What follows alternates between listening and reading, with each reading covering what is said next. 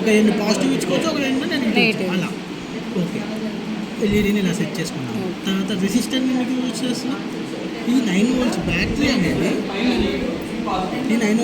అనేది రెసిస్టర్కి చాలా, ఎల్ఈడీకి చాలా ఎక్కువ కరెంట్ని ప్రొడ్యూస్ చేస్తుంది. వోల్టేజ్ చాలా ఫాస్ట్, ఎక్కువ వోల్టేజ్. 9 volts బ్యాటరీ అంత అవసరం లేదు, అంత అవసరం లేదు. సో మనం ఏం చేస్తాం, రెసిస్టర్ని కనెక్ట్ చేస్తాం.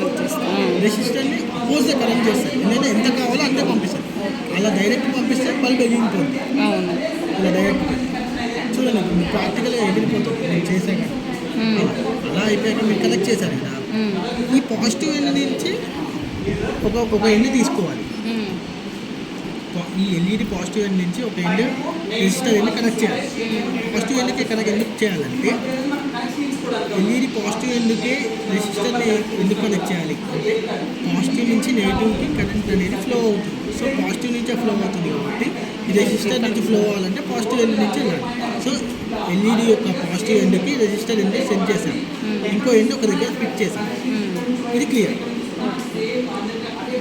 నెక్స్ట్ ఇలా ఫిట్ చేశాక మనం పవర్ కనెక్షన్ ఇవ్వాలి. రెసిస్టర్ పాజిటివ్ సైడ్ తీసుకెళ్ళేసి రెసిస్టర్కి ఇవ్వాలి. ఇంకో ఎండ్ ఉంది కదా, ఆ ఎండ్కి ఇవ్వాలి. ఎందుకు ఇవ్వాలి? ఆ ఎండ్కి పాజిటివ్ సైడ్ ఎందుకు ఇవ్వాలంటే, రెసిస్టర్ నుంచి వెళ్ళే కరెంట్ పాజిటివ్ కరెంట్, అదైతేనే స్లో అవుతుంది.